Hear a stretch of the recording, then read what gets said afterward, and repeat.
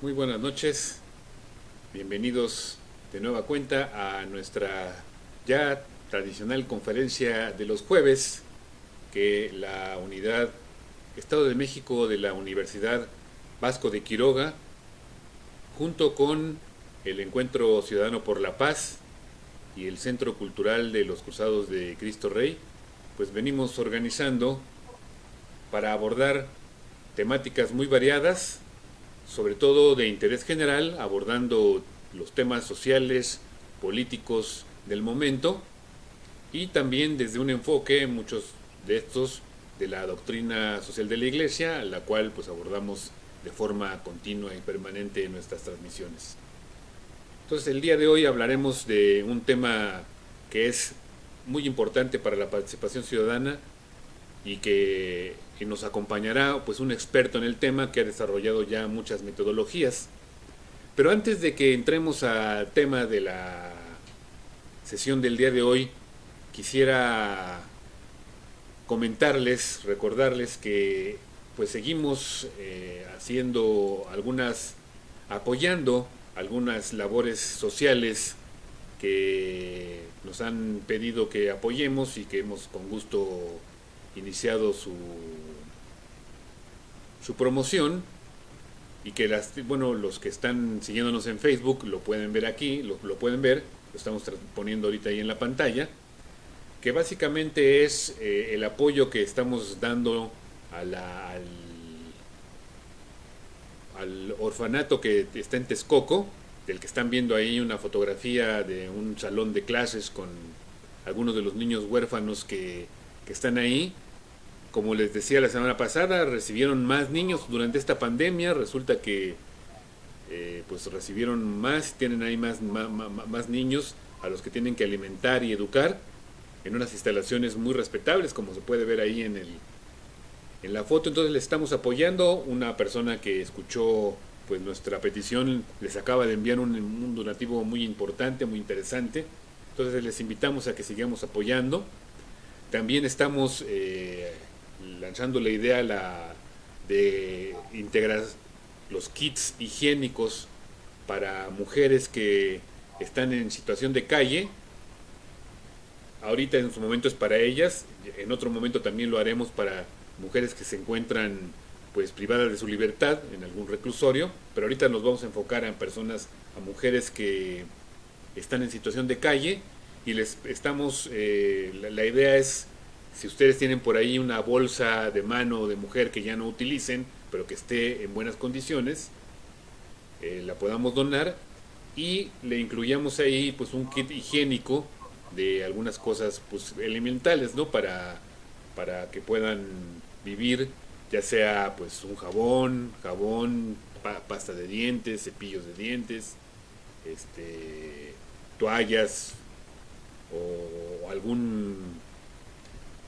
algo para el maquillaje, pues sería muy interesante y que esto sobre todo pues apoya a estas personas, a estas mujeres que están en esta situación, pues para mejorar su estima propia y tener pues por ahí un evento muy práctico como puede ser un kit higiénico para el lavado de manos, el lavado de dientes, etcétera, ¿no? Entonces estamos en ese apoyo. Ahí intervenimos con una asociación que hace esto de manera sistemática, pero bueno, aquí lo estamos haciendo nosotros en conjunto con ellas, con Pili, que es la que pues trae esta iniciativa. Y también tenemos el apoyo que le estamos dando a los mismos cruzados de Cristo Rey para pues, la formación de todos sus seminaristas. Y en ese tenor, pues ellos están apoyando también a la diócesis de Tula ahorita, que pues ya saben ustedes que tuvo pues muchos problemas con las inundaciones recientes. Y también estamos pues promoviendo el apoyo ahí en la parroquia de Portales para las despensas para las personas que están en necesidad de tener una alimentación mínima, ¿no? Entonces son unas iniciativas que estamos ahí promoviendo, que ojalá nos puedan seguir apoyando.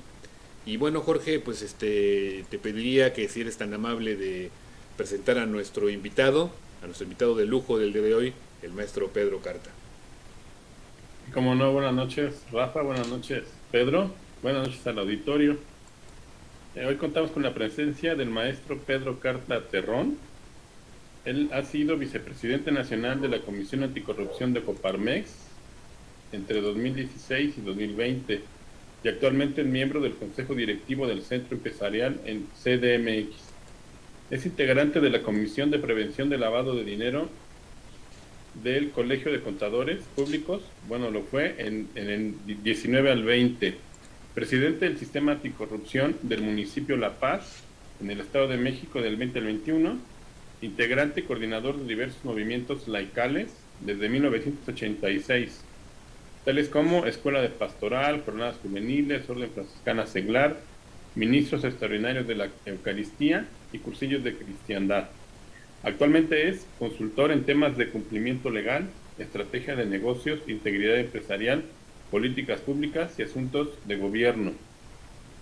Es también director general de Iniciativas Humanas y Sociales AC, coordinador del subgrupo de temas de organizaciones de la sociedad civil en el Grupo de Investigación, Análisis y Opinión de la Comisión Anticorrupción de la Cámara de Diputados. También es integrante del Programa Interdisciplinario de Rendición de Cuentas del Centro de Investigación y Docencia Económica CIDE. Él tiene estudios profesionales en Teología y Doctrina Social, licenciado en Derecho, licenciado y maestro en Administración, con maestría en Políticas Públicas y doctorado en Educación. Es autor de más de 20 publicaciones sobre asuntos públicos, entre los más importantes, Violencia Social, del 2013, Introducción a la Transparencia Activa 2015, Gobernar con Objetivos de Desarrollo Sostenible 2018, Democracia en la Generación Millennial 2018 y Cómo Iniciar un Observatorio Ciudadano del 2021. Como lo ven, es todo un experto, ¿no? Tenemos aquí la fortuna de contar con él. Pedro, adelante, es tuyo el micrófono. ¿Qué tal? Buenas noches. Para mí es un gusto estar con ustedes en esta rica velada eh, con todos los presentes para efecto de platicar de este tema, el tema de hoy.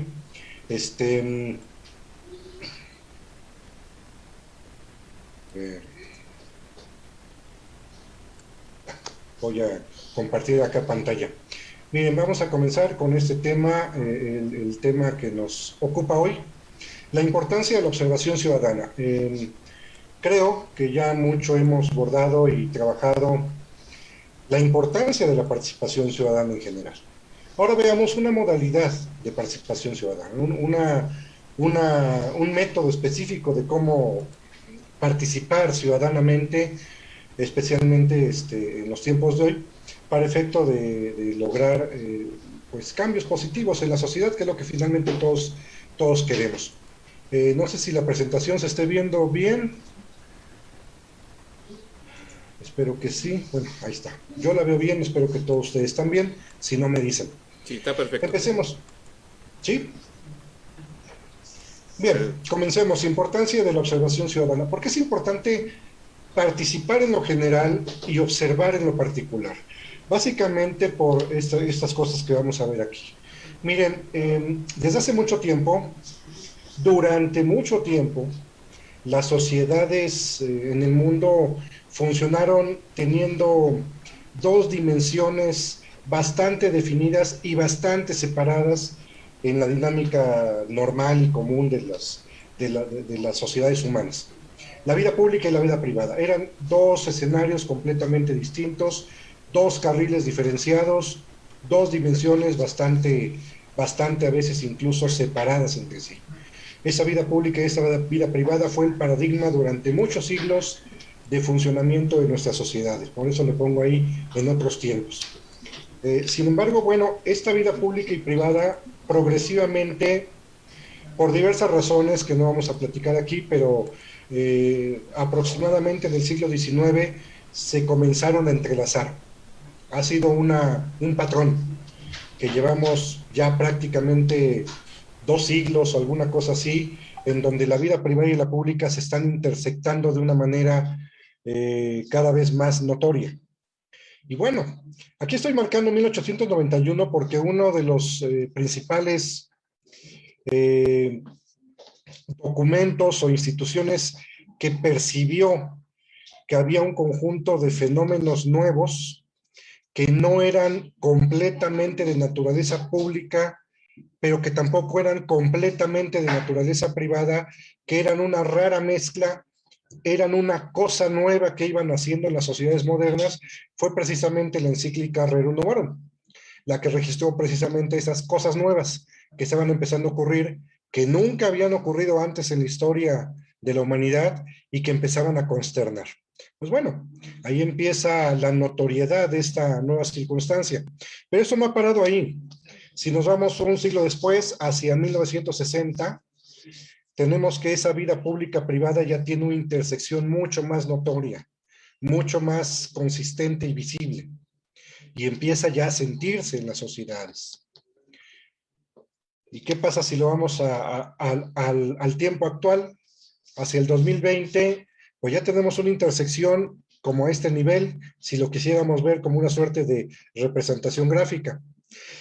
Las letras no las quise acomodar, las quise dejar con la escala que tenían para que, de manera intencional, porque así como se lee de incómodo, lo que hay adentro, así se vive esa incomodidad. La incomodidad que está implicando el empezar a acostumbrarnos de manera acelerada a una nueva realidad que ya no es, en muchos casos, ya no es completamente pública ni completamente privada, sino que es una mezcla intermedia que está creciendo cada vez más y que apenas estamos empezando a comprender. De hecho, aquí, EPU, PRIVE, o sea, lo que dice aquí, ya más o menos hay quienes perciben o adivinan qué palabras son, y hay quienes no, porque así está de confusa ahorita la circunstancia, así está de confusa la condición actual. No sabemos exactamente qué es esto que está en medio. Sí sabemos que es una mezcla de esos dos mundos, pero no sabemos bien a bien qué es, lo estamos aprendiendo. Y bueno, pues ahí está. Para el escenario, esto no va a parar, va a seguir. Más o menos se estima que para el 2030 la vida y la vida privada seguirá habiendo desde luego aspectos de vida pública y privada muy nítidos o muy todavía existentes, que sean puros. Pero en general, una buena parte de nuestros procesos de vida van a ser de orden público-privado, con esa mezcla, así de mezclado como suena. Y bueno, pues por lo que veo, gracias al COVID-19, pues ya ni siquiera el 2030, esto se va a acelerar mucho más. Y lo estamos viendo en muchas dimensiones que ya estaban. Por ejemplo, ¿quién iba a pensar hace algunas décadas que usar o no usar gorra, que es algo de vida privada y de vida personal de cada quien, fuera a ser regulado por la vida pública? Nadie se lo imaginaba.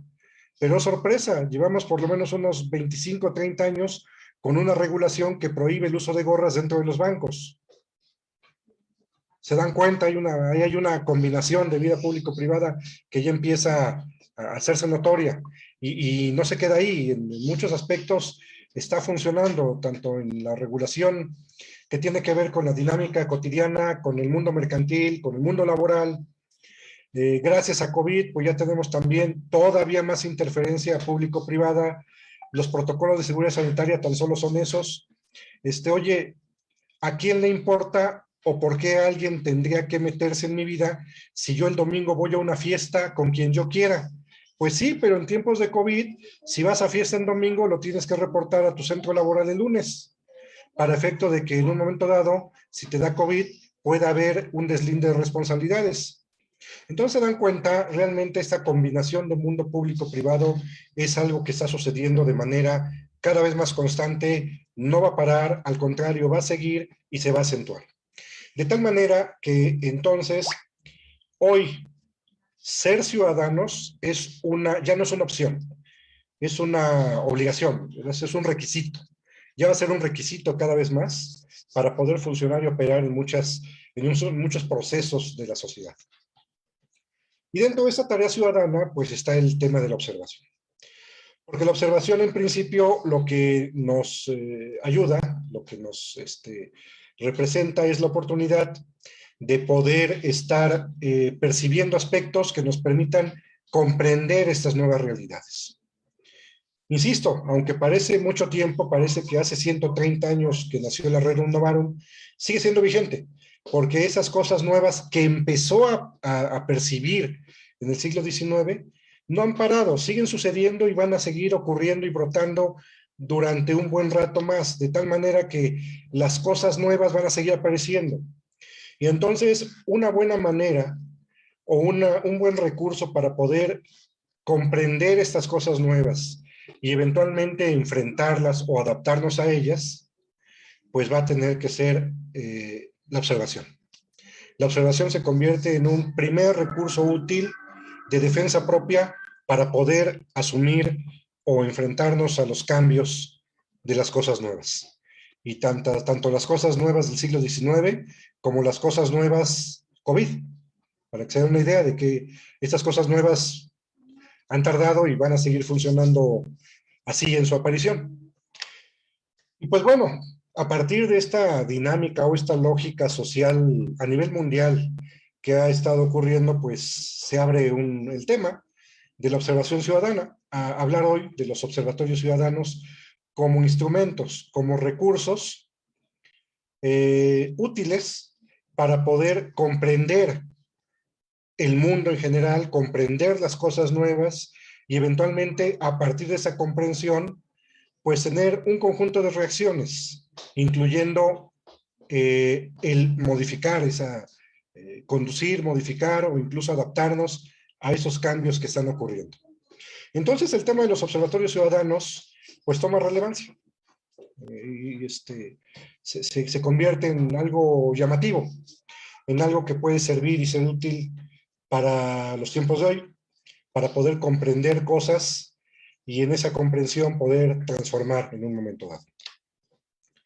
Mucho de lo que voy a estar comentando aquí de los observatorios está puesto en un documento que ya ha circulado en un momento primero en varios lugares, posiblemente ya varios de ustedes lo tengan, pero que estamos en proceso de generar una edición impresa en próximas fechas con el Consejo Nacional de Laicos e Iniciativas Humanas y Sociales, que es un texto que se llama precisamente Cómo iniciar un observatorio ciudadano, como para que le pueda ser útil a los interesados en iniciar estas aventuras.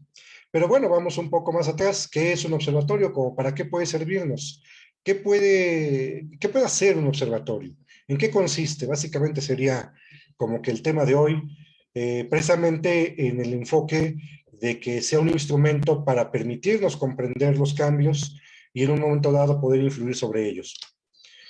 Bien, la necesidad de comprender los cambios que han estado sucediendo los últimos 200 años, pero que además, gracias a la globalización y a las enormes posibilidades que nos da la tecnología, estos cambios se han acelerado durante los últimos 50 años. Aunque todas son cosas nuevas, son muy distintos los cambios y su velocidad de aparición e impacto de cambios que surgieron en 1890, 1920, a los cambios que ocurrieron en 1970, 80, 90. Estos últimos cambios, los que hemos vivido las generaciones que estamos actualmente vivas prácticamente, y los chavos que están ahorita emergiendo, pues realmente son cambios muy rápidos y no es necesario entrar demasiado en tema como para poder saber que así es. Tan solo vean la velocidad de los cambios tecnológicos, los cambios en los celulares, los cambios en los medios de comunicación, los cambios en la manera de divertirnos, los cambios incluso en la digitalización de la vida que ha implicado el COVID. Entonces estos cambios están sucediendo muy rápido. En los últimos 50 años más rápido que nunca. Entonces, bueno, eso nos obliga a tener una capacidad de comprensión bastante más eficaz que la que hemos tenido en otros tiempos. Necesitamos satisfacer una necesidad de comprender rápido. Y entonces, bueno, en esa necesidad de comprender, aquí pongo un par de referencias de que en relación a que en el siglo XX, uno de los fenómenos, quizás el principal, que alrededor del cual se reflexionó como un núcleo provocador o generador de cambios, era lo urbano, las ciudades. Las ciudades comenzaban a ser centro de atención porque se convertían en centros generadores de cambios. Es ahí donde ocurrían los cambios de manera más intensa, más rápida y más variada. De tal manera que esta necesidad de comprender, pues una de las formas o uno de los temas de comprensión necesarios fue lo urbano. Y en esto, pues hay dos referencias, Octogés y Benveniste. En general, todo el mundo en el mundo seglar utiliza la referencia de ONU, a la Conferencia de las Naciones Unidas, Habitat 1976 de Canadá. Alrededor de esta conferencia de ONU surge el tema y la preocupación del urbano. Y tan importante ha sido que el programa ONU Habitat, que es como actualmente se le llama, sigue vigente. Y no solo vigente, va creciendo. Un tema, el tema de ciudad, ya está en los ODS, en los Objetivos de Desarrollo Sostenible. En fin, es un tema que no solamente no ha desaparecido, sino que se ha incrementado y se incrementará todavía más conforme pase el tiempo. Porque el tema del urbano va creciendo. Pero bueno, además de ser referencia, tenemos esta otra, Octogésimas Venies, que para el caso del mundo católico, pues es una referencia todavía de tiempo antes. De hecho, cuando ONU empieza a tomar ese tema, ya el Vaticano lo había tomado 5 años antes, por lo menos, con Octogésimas Venies de 1971, del Papa Pablo VI, en donde ya él enfatiza que lo urbano nos estaba representando un problema. Un problema que había que pensar y reflexionar porque estaba generando impactos indeseables que había que empezar a afrontar. Y bueno, alrededor de este tema urbano principalmente, aunque no solo urbano, sino que se expande a todo tipo de problemas sociales, pues surge la idea de que de pronto haya ojos especializados en empezar a mirar ciertos fenómenos con mucha atención para entenderlos de manera más precisa y poder reaccionar adecuadamente ante esos cambios. Y surge la idea de esto que hoy llamamos los observatorios ciudadanos. Instituciones o personas que se constituyen como unidades especializadas en mirar con atención fenómenos sociales. Entonces, al día de hoy, los observatorios ciudadanos son esto, lo que aquí aparece. Organizaciones fundamentalmente ciudadanas, dedicadas a mirar con atención fenómenos de interés social, con intención de connotarlas, monitorearlas, evaluarlas o incluso intervenir sobre estos asuntos de interés social. Eso es un observatorio como un concepto general, organizaciones o personas. Los primeros observatorios regularmente tendieron a ser de academia, porque la academia ya de por sí hacía eso, aunque en una versión un poco más pasiva, porque era investigación, nada más. Y los observatorios tenían características más dinámicas, ¿sí? Necesito comprender no solamente para saber o comprender en sí mismo, sino necesito comprender para actuar.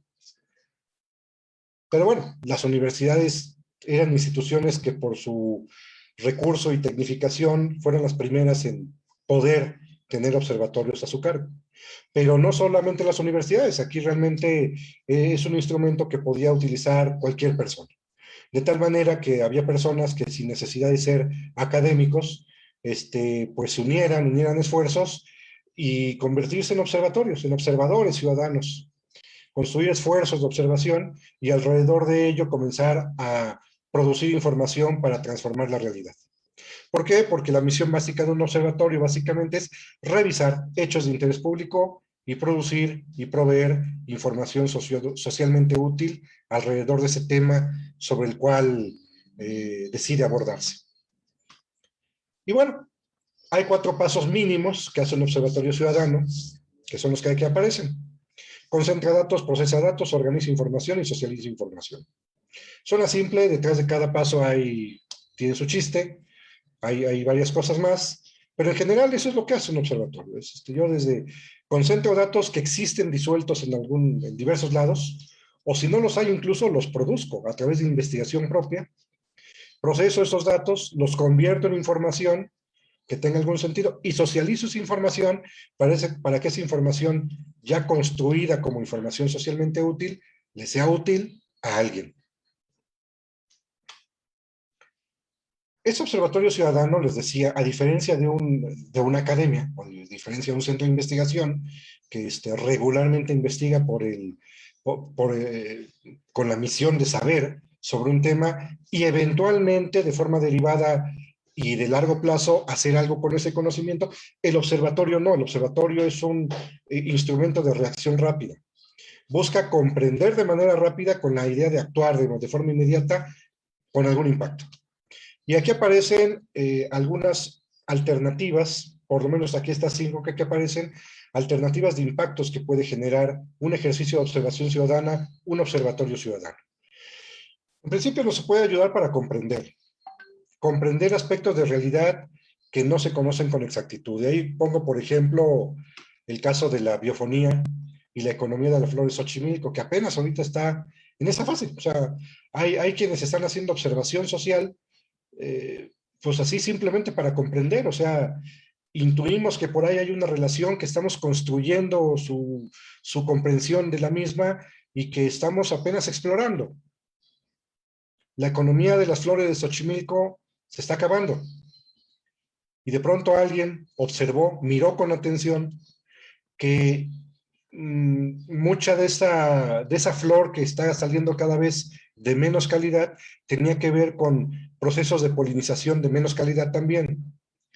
Y yéndose un poco al rastreo, descubrieron que esa polinización que ya no ocurre hoy se ha inhibido por el fenómeno de la biofonía, que es esencialmente el fenómeno de la desorientación de los insectos ante los fenómenos de ruido urbano. Las abejas de Ameca Meca, que se trasladaban con polen para poder cruzarlo hacia Xochimilco y poder generar calidad de polinización, ya no llegan a Xochimilco. ¿Por qué? Porque su forma de orientación, que mucho tiene que ver con el sonido, se deteriora cuando pasan por las zonas urbanas de Chalco, y en Chalco todo el mundo tiene, hay ruido de todo tipo, incluyendo hasta música a todo volumen. Y ese fenómeno de que los insectos se desorienten con el ruido urbano se le llama biofonía. Y eso ha impedido que la polinización de calidad se dé en Xochimilco, y Xochimilco tenga flores de menos calidad, y sea una economía que se esté muriendo, y mucha gente sea afectada por eso. Bueno, así son esos fenómenos. Alguien tuvo el talento de observar, de mirar con atención ese fenómeno y empezarlo a comprender. También sirve para sensibilizar. Como en el caso, por ejemplo, de el déficit de atención. Oye, hay un tema que es socialmente relevante, pero que pasa inadvertido por la sociedad. Pues necesitamos sensibilizar. El Observatorio Ciudadano produce información también para sensibilizar, si así se lo propone. Oye, los niños a veces no aprenden no porque sean traviesos o porque tengan un problema de que no te obedezcan o falta de cortesía hacia ti. Es un problema de déficit de atención. Y te sensibilizo hacia ese fenómeno. Y para eso también sirve un observatorio. Para prevenir sobre riesgos o oportunidades sociales no fácilmente perceptibles por los demás. Los tinacos de asbesto. Los tinacos de asbesto nadie les prestaba atención hasta que hubo alguien, salió de la sociedad civil, de los ambientalistas, el percibir, el mirar con atención que los tinacos de asbesto eran cancerígenos y que estaba asociado con fenómenos de cáncer que la gente no se explicaba de dónde vino cuando venía del asbesto del tinaco de su casa.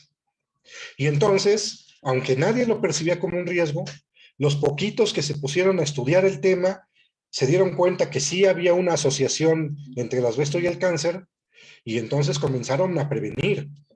E insistieron hasta el momento en que incluso se hizo un tema gubernamental, decir, sí es cierto, vamos a cambiar. Con el paso del tiempo se fueron cambiando prácticamente todos nuestros tinacos tradicionales de asbesto por los tinacos de plástico de hoy en día. También sirve el observatorio para denunciar. Si yo encuentro injusticias, ilegalidades, omisiones, también el observatorio sirve para eso, para denunciar. Pongo el ejemplo de los feminicidios en el Estado de México. La alerta de género que se implantó desde el 2011 tuvo mucho que ver con una misión de este aspecto. Varios observatorios, incluyendo el de Iniciativas Humanas, ahorita vemos ese tema, el Observatorio de Violencia Social del Estado de México, advertimos y denunciamos que había pues muchos problemas de muerte de mujeres, homicidios, que no solamente podían calificar con homicidios violentos y dolosos, sino que eran y caían en el tipo penal de feminicidio, aunque la autoridad no lo quisiera reconocer. Y entonces se denunciaba y se denunciaba, y gracias a esa denuncia se fue creando y abriendo cancha a política pública de prevención de violencia de género, con todo y lo que esté a lo mejor todavía defectuosa y mal hecha, pero ya la hay, pero ha sido gracias a la denuncia. Los observatorios también hacemos denuncia. Y por último, también podemos proponer, digo no por último que sea lo último, puede hacer varias cosas más, pero por lo menos de esta lista también propone. El observatorio puede proponer. El observatorio, después de todo lo que descubre y hace, puede proponer sugerencias de políticas públicas, ¿por qué no? En el proceso en el cual estamos en el Estado de México, un observatorio bien puede, a partir de sus investigaciones, consolidar buenas propuestas e impulsarlas. Aquí pongo, por ejemplo, el Parlamento Abierto, que es en el caso en el que estamos ahorita, por ejemplo, en el caso del Estado. Son las formas en cómo puede impactar un observatorio ciudadano. Aquí está el logotipo del Observatorio de Violencia Social y de Género Estado de México, que fundamos Iniciativas Humanas junto con el gobierno federal desde el 2013. Del trabajo previo que ya teníamos, que hemos hecho, por ejemplo, cosas que hace un observatorio, nos dimos a la tarea de, con base en la Convención Belém do Pará, que es un instrumento internacional especializado en materia de prevención de violencia contra la mujer, identificamos las prescripciones aplicables a un municipio y nos dimos a la tarea de confrontar si los municipios de la región oriente se acercaban o no a un cumplimiento por lo menos mínimo de estas prescripciones internacionales. Y, oh sorpresa, pues descubrimos que estaban mal. Ahí está NESA, 63.16% de cumplimiento, y eso que fuimos generosos, porque con que hubiera algo que pareciera cumplimiento, lo dábamos por bueno. Ni siquiera nos metimos a analizar la calidad, si no, pues todos sacaban cero. Pero así lo hicimos. Y después fuimos a los municipios a denunciar y a proponer. Y en función de ese trabajo que ya traíamos de tiempo atrás, fue por lo que CONAVIM, por procedimiento, CONAVIM, para declarar una alerta de género, hace una consulta con organizaciones especializadas. Nosotros fuimos unas de ellas, de esos órganos especializados de sociedad civil, como observatorio, para ser consultados y pues emitir opinión técnica de si ameritaba alerta de género o no el Estado de México. Desde luego que dijimos que sí, aunque solamente fue para 11 municipios, pero se logró esa alerta de género.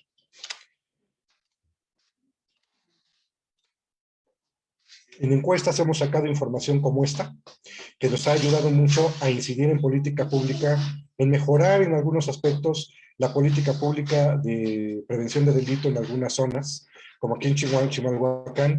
El hacer encuestas y presentar dato duro es parte de lo que hace el observatorio, con base en lo que ya les expuse de las tareas que hace un observatorio.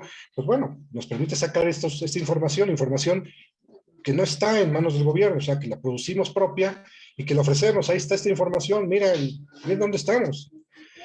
Mira qué porcentaje tan alto de incidencias de eventos indeseables, de violencia social, existen en el entorno domiciliario de mujeres en Chimalhuacán. Y como para que le quedara más clara a la autoridad, pues le pusimos la tipificación legal. Podía ser delito, podía ser infracción administrativa. En una sociedad saludable no aparece ni uno ni otro. En una comunidad donde ya empieza a haber problemas, aparecerían infracciones, aunque todavía no delitos. En comunidades de violencia social ya bastante avanzada, y donde ahí ya no es un asunto de resolverlo con el policía del barrio, sino con auténtica política de combate criminal, está ya mezclado, delito e infracción. Y bueno, en Chimalhuacán ya está mezclado. Ahí está el dato duro. Es lo que hacemos los observatorios. Producimos información para generar algún impacto de corto plazo, de plazo inmediato en la sociedad. Ese es básicamente nuestro horizonte de trabajo. En el caso de México, la figura de observatorio ciudadano es algo que apenas está comprendiéndose y desarrollándose. El caso más avanzado que tenemos realmente es el de la Ciudad de México. En la Ciudad de México, desde la legislación de la Ley de Participación Ciudadana del 2019, en el artículo 7, aparece ya el reconocimiento de la figura del Observatorio Ciudadano como mecanismo formal y reconocido legalmente para la participación ciudadana. Aquí viene un extracto porque no solamente aparece ya en ley, en la Ciudad de México se avanzó incluso a designar a la institución encargada de coordinar el trabajo de ese tema, que fue el Instituto Electoral, y un reglamento. Y el reglamento aquí ya nos describe con más precisión, como ahí lo pueden ver ustedes, lo que conforme al reglamento, conforme a la legislación de la Ciudad de México, es y hace un observatorio ciudadano. Y mucho tiene que ver con lo que ya les expliqué. Muchas cosas están aquí recuperadas y aquí aparecen de lo que ya legalmente puede hacer un observatorio ciudadano. Pero es el único caso. Fuera de esto, en el país el tema está bastante inmaduro. En el Estado de México mucho más. En el Estado de México tenemos un problema todavía mayor. Estamos 20 escalones atrás o abajo, porque en el Estado de México ni siquiera tenemos ley de participación ciudadana. Ese es un gran problema.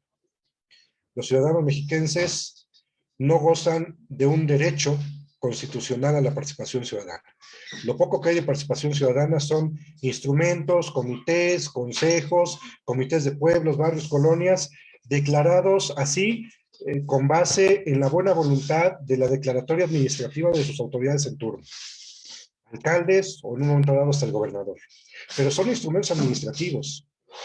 Los crea el alcalde y los desaparece el alcalde al antojo y gusto.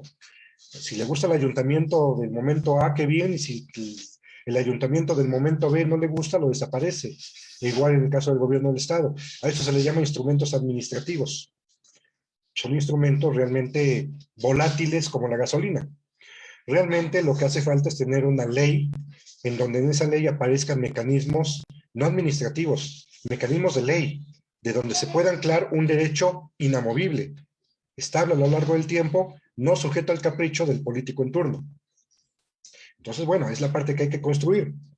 Y por último, pues aquí les presento un poco en lo que andamos varios de los integrantes de aquí de esta plática, y bueno, pues particularmente nosotros, como Iniciativas Humanas y Transformación Urbana, otra organización con la que trabajamos, y bueno, aquí el comercial de la casa, integrantes de la Red Mexiquense de Organizaciones de la Sociedad Civil, una red creada apenas hace unos meses, con la idea de impulsar ideas como estas en la legislación, en la Constitución del Estado de México y posteriormente en su legislación secundaria. Aquí está esta propuesta a la modificación del artículo 15 de la Constitución del Estado de México, para que a partir desde la Constitución puedan anclarse dos cosas. Primero, que empiece ya a reconocerse la figura del Observatorio Ciudadano, como aquí ustedes pueden leer, pero que además desde la Constitución se establezca la obligatoriedad, para efecto de que se convierta en algo, en un mandato hacia los diputados, la obligatoriedad de la legislatura de crear la Ley de Participación Ciudadana del Estado de México. Entonces, bueno, pues ahí está. Con esta ruta de ideas y de narrativa, me parece que les presenté en este primer momento que me tocó hablar, ¿qué es eso de un observatorio ciudadano? ¿Qué posibilidades puede tener como para que nosotros podamos actuar? Especialmente estoy pensando desde la UBAC, desde el mundo universitario. Les comentaba que los primeros observatorios a nivel internacional nacieron en el seno de las universidades. Yo creo que simplemente tanto para transformar el mundo, hasta simplemente como un recurso didáctico incluso, el que una universidad tenga un observatorio debería de ser ya algo que empiece a impulsarse de manera consistente en todo el país.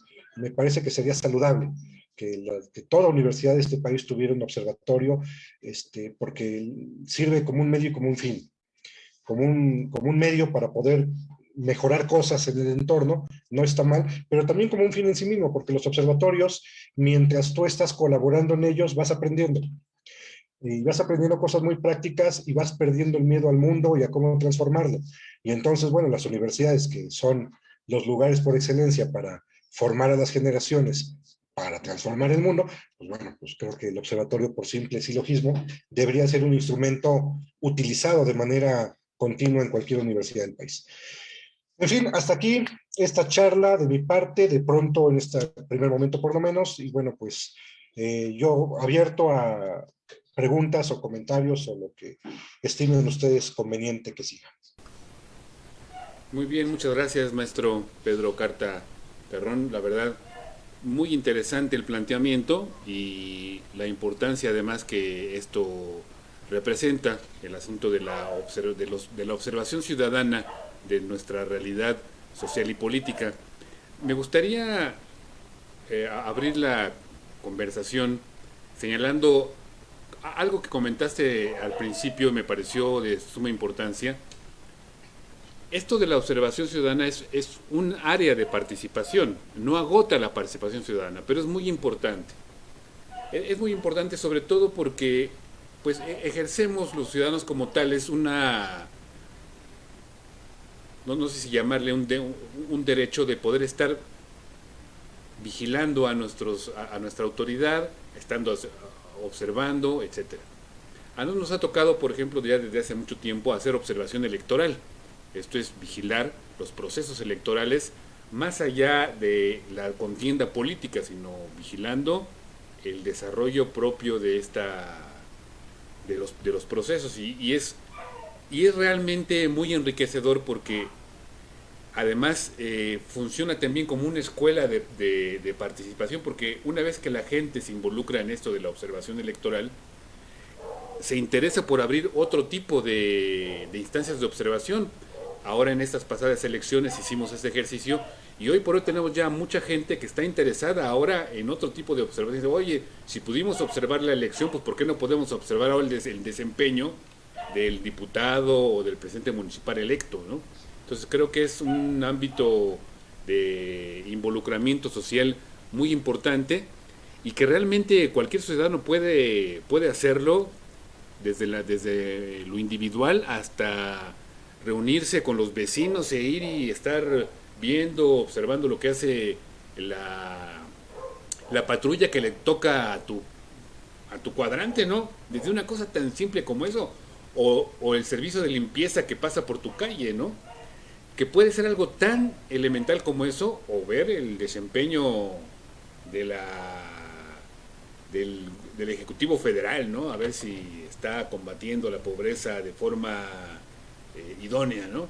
Desde una cosa tan simple como esto hasta algo tan complejo como puede ser la política social. Entonces creo que es un ámbito de participación muy importante para los ciudadanos. ¿Cómo ves?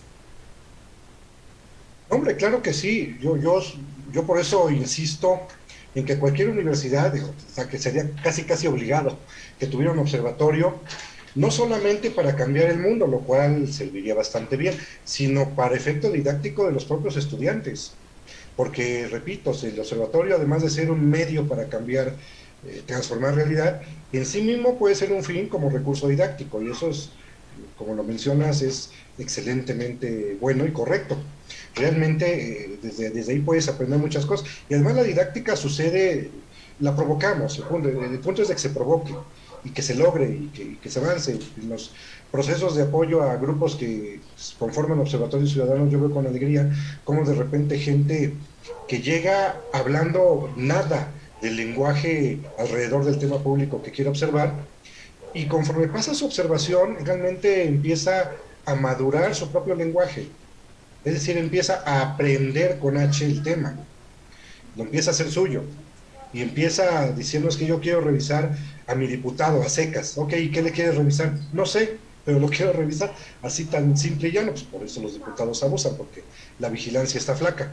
Pero conforme pasa el tiempo y la misma gente que empezó empieza ya a entender más el tema, a hacer lo suyo, da gusto ver cómo empiezan a dominar también la práctica. Ah, es que el diputado solo presentó reservas pero no se mantuvo.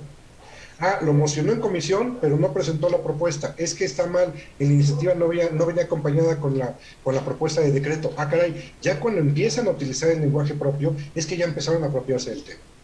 Ahora, esa didáctica no es nueva. Esa en México ya la hemos probado, lo que pasa es que la hemos probado por otras cosas que no nos generan demasiado provecho. Y si no, pues agárrate, pues vete a cualquier lugar del Estado de México, a cualquier paradero o al mercado que tú gustes, métete, pregúntale a cualquier mexiquense a qué equipo le va y ofende a su equipo. Tu equipo es malísimo. La última temporada es el peor, es un perdedor. Bueno, ¿sabes qué te va a contestar? Bueno, esperemos que no sea gente violenta, pero por lo menos te va a dar unas 15 razones técnicas de buen nivel para contradecirte tu argumento. ¿Por qué? Pues porque pues porque así aprendimos. Todo mundo en este país te puede explicar perfectamente bien que es un fuera de lugar.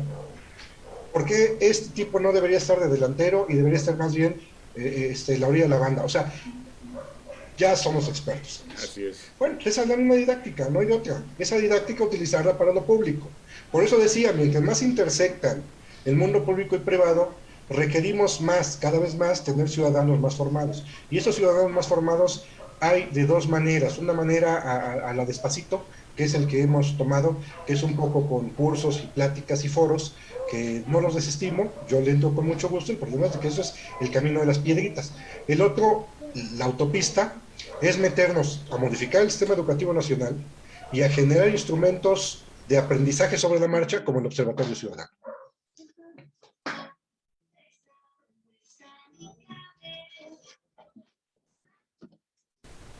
Jorge. Interesante, maestro. Y tenemos es una entre pregunta y afirmación aquí del público de Facebook. Sí, claro. Salvador Alejandro Saldívar, que nos dice: buenas noches, maestro. Los COPACIs podrían funcionar en los municipios como observadores ciudadanos, pero han sido cooptados por las fuerzas políticas y no cumplen con esta actividad. También existe la figura de delegados y líderes sociales. Sí, claro, bueno, ahí aplica lo que dijo nuestro gran pensador José Alfredo, si los dejan, porque realmente los COPACIs, su gran problema es de que no tienen recursos, no tienen mecanismos de ley, lo que les exponía hace un momento. Si no tenemos una ley de participación ciudadana, no tenemos mecanismos de derecho para poder participar. Los mecanismos con los que contamos son mecanismos administrativos. Los pone la autoridad administrativa y los quita la autoridad administrativa a gusto y placer. Entonces, un COPACI, ¿qué recursos tiene? Un COPACI, si quiere que el alcalde vaya a su colonia para ver la escuela que se está cayendo y la avenida que no está pavimentada y no tiene drenaje, pues tiene que ir a solicitar una visita del alcalde o por lo menos de los regidores. Pues bueno, resulta que como no hay ningún mecanismo de ley que pueda obligarlos, pues lo tiene que hacer el COPACI con base en negociación. No hay de otra. Es el único recurso que tiene. ¿Y la negociación en México qué significa? Pues ir y moverle la panza al alcalde o a los regidores y pintarse del color de ellos para darles gusto y entonces lograr la bondadosa venia de que vaya y revise la escuela. Y aún así no hay garantía de que se les vaya a arreglar, únicamente de que vaya a ir a visitarlas. Entonces se dan cuenta, por eso los COPACI son instrumentos capturados. Muchos porque efectivamente fueron capturados de manera totalmente gandalla por los partidos, pero otros, aunque no hayan sido capturados, no les queda otra más que pintarse del color que les convenga para lograr cosas, porque no tienen otro camino. En el caso de la Ciudad de México, ¿qué cambió con la ley 2019? Se estableció como figura de ley el recorrido del alcalde. En el procedimiento, metes una carta en donde solicitas hacer uso de tu derecho, que es el recorrido del alcalde. La ley dice que el alcalde no se puede negar. El alcalde lo que está en sus manos controlar es la fecha y la hora, pero no puede negarse. Si se niega por ley, es responsabilidad administrativa. Entonces no puede negarse. Tú metes la solicitud, únicamente se acuerda con alguien de la gente del alcalde la fecha y la hora. La agenda del recorrido la marca el comité vecinal. Entonces el recorrido no lo marca el alcalde. No es que voy para donde yo quiera, no. Alcalde, le estamos pidiendo expresamente que venga a ver la escuela que se está cayendo y la calle sin drenaje. Esa es la agenda. Y dice la ley que de ese recorrido se van a generar dos cosas. La primera, que el alcalde designará responsable dentro de su personal del seguimiento de ese tema. Segundo, se generará una minuta de trabajo con los compromisos adquiridos. Es decir, ya tienes asignado a alguien a quien corretear para efecto práctico del seguimiento administrativo del tema. Segundo, generaste documentales públicos que hacen de ese compromiso un compromiso auditable. Y en un momento dado, sujeto a responsabilidad administrativa. A mí me ha tocado ver los jurídicos de los alcaldes, especialmente ahora los que acaban de salir, en donde el jurídico, precisamente por ser jurídico, dice: señor alcalde, tenemos de pendiente esos compromisos que establecimos en recorridos y que tenemos que dejar limpios porque si no nos puede caer responsabilidad administrativa. Y si te fijas, con eso ya cambió mucho la regla. El comité vecinal ya no le importa demasiado ser de un color o de otro, lo que le importa es dominar el procedimiento. El COPACI no se puede dar ese lujo. El COPACI está condenado a moverle la panza al político para que pueda lograr concesiones. ¿Por qué? Pues porque no tiene recursos de ley. Esa es la diferencia. Sí, y fíjate que yo creo que en ese tenor, otro tema que abordaste ya hacia el final y que creo que vale la pena, pues no solamente reflexionarlo, sino más bien motivarnos para entrar a la participación. O sea, en el Estado de México no contamos con la ley de participación ciudadana. Y precisamente en el ámbito del Parlamento Ciudadano, del Parlamento Abierto, perdón, que está ahorita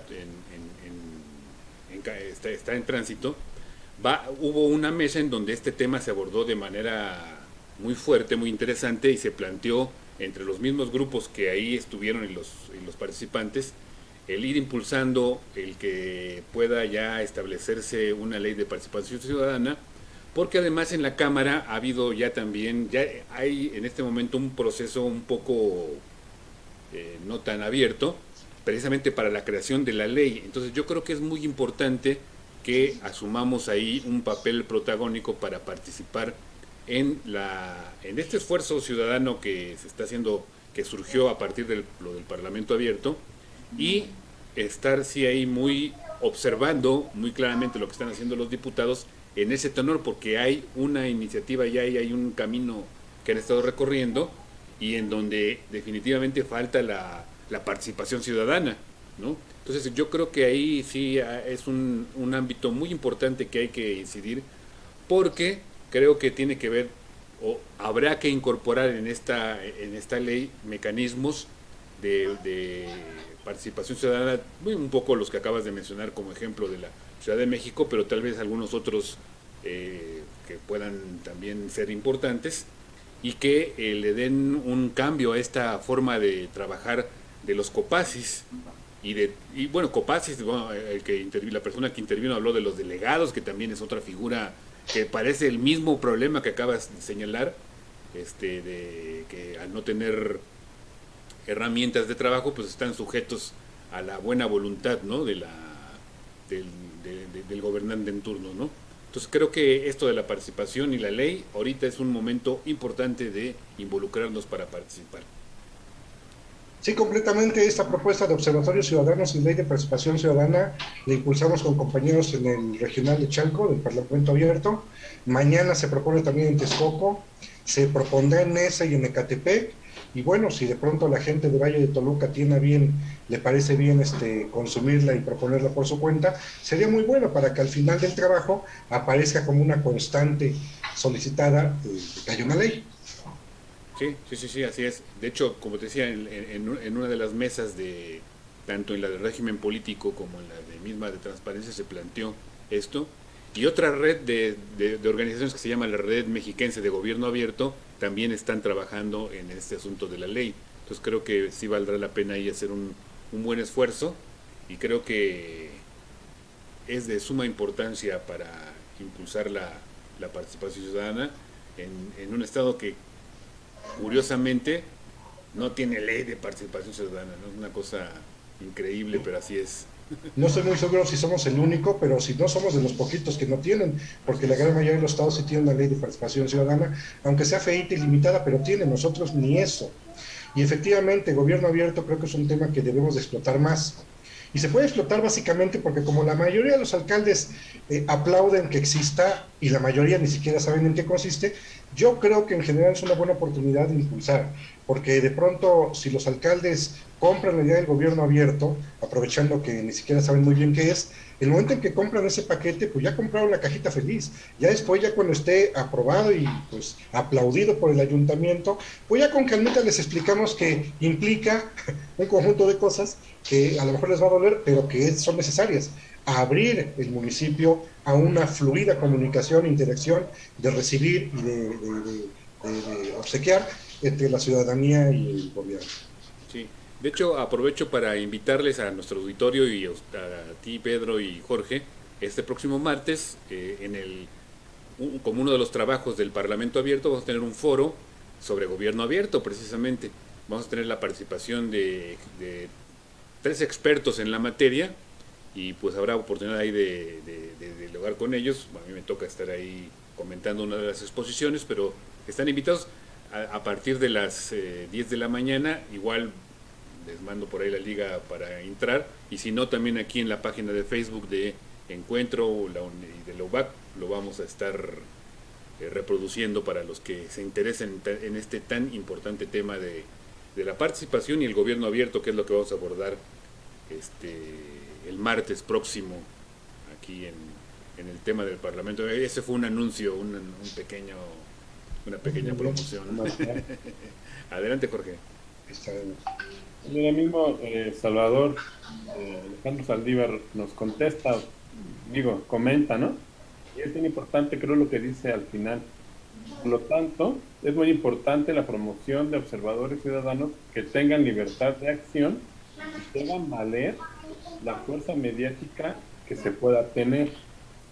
Creo que eso es un cambio total, ¿no? En la fuerza mediática, la exposición de los medios, que puede influir muchísimo en las autoridades, ¿no? Los observatorios, en general, se van ganando el aprecio de los medios conforme la calidad de sus investigaciones. Es importante, y es una ventaja, porque finalmente el observatorio, como trabaja con información y produce información, finalmente va ganándose lo que se llama el prestigio. Y ese prestigio es lo que lo hace cada vez más llamativo para los propios medios.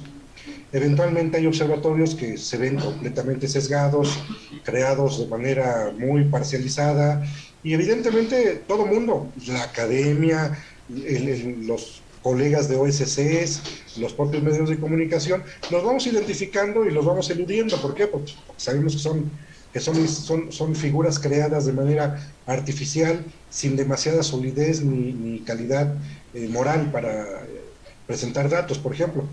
Y al revés, hay otros que se van ganando el prestigio y se van ganando el aprecio del circuito académico, de sociedad civil, de los medios de comunicación, y se convierten en confiables. Por eso, desde un principio, si tú aprendes a hacer investigación, una buena observación, con el paso del tiempo, al principio la mejor investigación solo te alcanza para influir en tu colonia o en tu municipio. Pero ya después, conforme pasa el tiempo, vas ganando precio y vas ganando prestigio y llegas a hacer referencia, incluso te llegan a buscar. Es muy interesante. ¿Tendrás algún caso que nos puedas comentar? Oye, fíjate que este observatorio pudo hacer o lograr tal cosa que motive a la gente a participar. Bueno, hay dos observatorios en el país que comenzaron municipalmente, y su gran mérito es que prácticamente han traído en jaque a sus propios municipios, y lo han hecho bien. Uno que no es observatorio como tal, pero hace las veces de observatorio, que es básicamente la Mesa Ciudadana de Chihuahua. Esta alianza de organizaciones no está declarada como observatorio, pero es de hecho un observatorio, hace una observación ciudadana. Y bueno, de la observación que hace, cada paso que da el municipio de Ciudad Juárez, ellos lo revisan, observan y opinan. Y ya los tienen en jaque. O sea, fueron los que crearon la idea del regidor 19, porque allá hay 18. O sea, que haya un espacio de regidor para un ciudadano. Y ahora sí que en cada municipio cambió de nombre, porque no en todos hay 19. Pero de ahí nació el concepto. Entonces, tan así han caído en jaque. El otro caso fue el Observatorio Ciudadano de León, que ellos sí se llaman observatorio. Y ese observatorio igual, León, cada que saca una política pública, especialmente en materia de seguridad, que es la especialidad de la casa, en el caso del Observatorio de León, se abocan a analizarla, a revisarla, a auscultarla, a verificar si efectivamente es eficaz, como dicen, o tiene las metas cumplidas que señalan, y les hace fuertes críticas. No, pues aquí les falló, esto no es cierto, esto es falso, esto no se encontró, y también los traen en jaque. Son dos buenos ejemplos de organizaciones ciudadanas que se han propuesto simplemente estar revisando el buen actuar de su municipio, y el municipio les ha ayudado porque el municipio termina en defensa propia perfeccionando su calidad técnica. Desde hace tiempo, el Observatorio de León, desde hace años, ha estado tirando servidores públicos al municipio de León. encuentran aspectos, contrarrestan, sabes que esto no es cierto, no es cierto, no es cierto, sacan periodicazo, la destitución y ponen otra persona. Y esa persona regularmente la buscan ahora sí en defensa propia con mayores calidades técnicas que la que se fue. Y entonces han ayudado mucho a perfeccionar el actuar público. Vale la pena aquí comentar, nosotros estamos también trabajando en el Secretariado Técnico Local para el Gobierno Abierto y el Poder Judicial del Estado. Hoy, antes de la sesión, de esta sesión, estábamos en la sesión de trabajo con el Poder Judicial precisamente porque están proponiendo una iniciativa de gobierno abierto, ya en su momento la platicaremos, pero ellos tienen aquí en el Estado de México el Observatorio Ciudadano en Favor de la Justicia. Vale la pena acercarse para ver cómo está funcionando. Acaba de arrancar.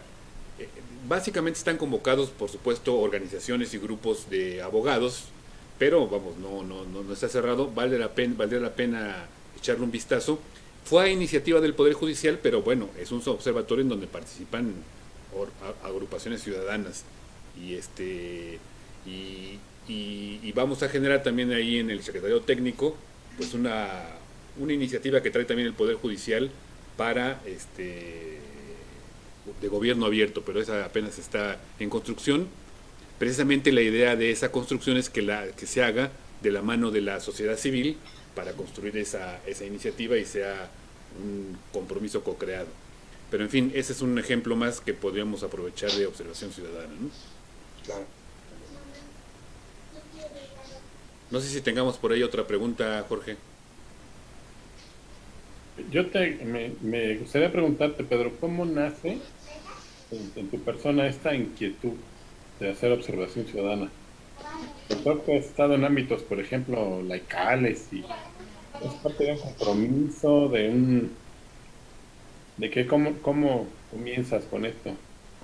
Bueno, hablando en corto entre creyentes, pues básicamente la culpa la tuvo Juan Pablo II con Christi Fidelis Laici, porque en esa encíclica mencionaba que los laicos que sintieran la fuerza y la posibilidad de incorporarse activamente en los temas públicos, háganlo, así tal cual. Y bueno, pues como por esas fechas salió la convocatoria para ser presidente de colonia de mi colonia, en Iztapalapa, Tierra Brava, y pues me lancé y quedé, y pues de ahí empezó la aventura. Y entonces de ahí se había ido perfeccionando. Además, bueno, también hubo ciertas circunstancias que ayudaron. En ese entonces, estoy hablando a principios de los 90, cuando yo empecé ese actuar vecinal, hagan de cuenta el Copasi, es un Copasi de aquellos tiempos. Pues la lógica, si ustedes ubican la temporalidad, cualquier cosa social que se moviera, que no fuera del PRI, era enemigo del PRI, de forma automática. Y eso, pues inmediatamente me puso completamente en contra, pero además descobijado de cualquier tipo de referencia o enseñanza de alguien. Todo el mundo me miraba feo. Entonces tuve que aprender de los libros y la universidad y con gente que de buena voluntad, líderes sociales libres que me encontraba por ahí y aprender de ellos. De tal manera que lo que vino pasando es de que no aprendí los vicios que hubiera aprendido si hubiera nacido desde lo político. Y entonces, pues, dentro del aprendizaje más teórico, pues y con la práctica realizada, pues fui construyendo pues varios métodos y trabajos, y bueno, pues uno de los que más funcionaron fue lo que en ese entonces no se llamaba así, pero que de facto era observación ciudadana, observar antes de actuar. Tienes una publicación reciente, ¿no?, sobre esto. Sí, la que les comento de cómo iniciar un observatorio ciudadano, que está a punto de publicarse, no sé la fecha, ya la anunciarán, en colaboración entre el Consejo Nacional de Laicos e Iniciativas Humanas y Sociales AC. Espero que no tarde demasiado más para que ya esté la publicación tanto en versión digital como impresa. Excelente, felicidades, porque es un esfuerzo muy necesario que se tiene que impulsar, que tenemos que empujar muy fuerte. Sí, claro. Y cuando esté publicada nos avisas, ¿no? Para promocionar o tener, sí, claro, con mucho gusto. No sé. Con mucho gusto, y lo que se busca es que tenga utilidad, no sea que sea un libro solo para apoyar el mouse, sino que sirva para una utilidad práctica, y creo que lo puede lograr. Realmente con ese material, aunque todavía no está publicado, ha servido de referencia para, ahorita hay un grupo en formación, el que ya empieza a tomar forma de ser el futuro Observatorio del Bajío, en Guanajuato, que es ahorita está el grupo en formación, y está por empezar otro grupo en Zacatecas.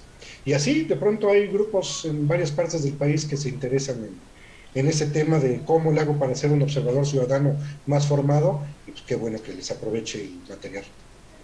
Pues maestro, en cuanto esté publicado, igual nos vamos a invitar y convocamos aquí a algunos otros miembros de la sociedad civil para que se animen a abrir sus observatorios. Claro que sí, especialmente los copacis, que yo sé que sufren mucho y aquí también lo han expresado, que están desesperados de cómo le hago para, ahora sí que como diría la pensadora aquella, ¿cómo le hago yo que quiero estar hacia el bien, pero el mundo me inclina hacia el mal? Pues es que así están los copacis, es su diseño, no piensen que es maldad solo de las personas, sino que los copacis están acorralados, no pueden conseguir nada, ni siquiera una naranja, una manzana, si no es con la venia de los políticos del municipio, porque no tienen ningún recurso de ley para poder pedir cosas, tienen que negociarlas todas y por lo tanto, pues ahora sí que por defensa propia se tienen que disfrazar de naranja, verde, azul, terracota, del color que esté, que les toque, ni modo. Bueno, y estamos ya, no digo que a punto, pero entran los nuevos gobiernos municipales y son en marzo, tienen que convocar para la elección de copacis. Pues sí, entonces pues muchos ahora sí que en defensa propia decir, pues es eso o estar fuera de todo. Y entonces pues, cambian de color. Yo me he encontrado con gente que son buenos líderes y ellos realmente no tienen, hay algunos que sí están apasionados como si fuera fútbol, pero ellos, muchos, yo diría que por lo menos la mitad, son gente de buena voluntad que lo único que quiere es pues, mejoras para su comunidad, pero pues que pues ahorita es del PRI, porque es el alcalde del PRI, y pues mañana es del PRD o de Morena o de Movimiento Ciudadano o del que le toque ser o de que le convenga, del alcalde o del regidor que lo apoye o del síndico o solo así que del velociraptor que le toque tener encima, pues de ese color se disfrazan, no nos queda otra. Así es. Pues muchas gracias, maestro Pedro Carta Terrón, por esta muy importante exposición. La verdad es que creo que quedamos muy contentos de todo esto. Hemos tenido además una charla aquí muy amena. Muchísimas Claro. gracias. Y bueno, nosotros nos vamos a seguir viendo ahí en el Parlamento. Vamos a ver, el martes por ahí nos encontraremos en esta invitación. Y de nueva cuenta, pues por aquí, en cuanto tengamos un espacio y se venga pues la publicación, ojalá nos volvamos a ver por aquí. Claro que sí, muchísimas gracias Rafael, Jorge y a todos los que se tomaron el tiempo de estar aquí presentes en esta rica charla. Y Muchas Jorge, gracias. pues antes de que nos despidamos, platícanos qué tenemos para las próximas semanas. Tienes tu micrófono cerrado. Típico, ¿no? Como no, miren, la siguiente semana vamos a tener una plática muy interesante, sobre todo para en estos tiempos que es tan complicado. Se llama ¿Cómo hablar de sexualidad a los hijos, con tus hijos, ¿no? Va a ser la licenciada Rocío Gálvez, que ya ha estado aquí con nosotros, conocida mía, ya usted ya lo sabe, ¿no? También va a estar después, ya empezando noviembre. Bueno, aquí hay que aclarar que esta plática que vamos a tener del 28 de octubre, será el último jueves de mes. No vamos a tener doctrina social porque ya tuvimos un mes completo, ¿no? Entonces vamos a descansar un poquito de doctrina social y va a ser este tema de índole, pues más bien familiar, ¿no? Cómo hablar de sexualidad a los hijos. Después vamos a tener, ahora sí, un tema que atañe a la doctrina social el 4 de noviembre, con el padre Javier Corral, que es secretario de la Comisión de Educación y Cultura de la SEM, o sea, es un personaje. Pero no es Javier, es ¿Perdón? no es Javier Corral, es Eduardo, sí, ¿no? Yo le puse aquí padre Corral. Es Eduardo Corral, ¿no? Eduardo Estaba Corral, sí. viendo que le puse mal el nombre. Sí, Que nos va a platicar acerca de la doctrina social de la Iglesia, el cambio de época y el pacto educativo global. Entonces el tema creo que va a estar muy interesante, ¿no? es secretario de la Dimensión de Educación de la SEM. Educación y cultura, ¿no? De la Sí. SEM. Y después vamos a contar con la presencia de también una conocida del maestro Pedro, de Marijose Corral, también dice que yo espero que sí te lo tenga yo bien anotado. que nos va a hablar acerca de la objeción de conciencia. Ella también ha sido parlamentaria en el Estado de México, en este Parlamento abierto, y es una chica combativa, amando poder, muy lista, muy inteligente, muy valiente. Y luego vamos a partir del 25 de noviembre, vamos a tener un ciclo otra vez, un nuevo ciclo que va a ser acerca del humanismo integral y solidario. Vamos a empezar con un viejo conocido nuestro, el maestro Francisco Anaya, que va a tocar el primer tema, y después van a hacer otras 2 sesiones en diciembre, con las que Dios mediante terminaríamos el año. Pues eso es lo que hay, Rafa. Pues de nueva cuenta, muchas gracias a todos nuestro auditorio, al maestro Pedro que nos acompañó el día de hoy. Jorge, buenas noches, y estamos pendientes el próximo jueves a las 8 de la noche como siempre. Muchas gracias, que la pasen bien. Muchas gracias, Pedro. Bye. Hasta luego. Gracias.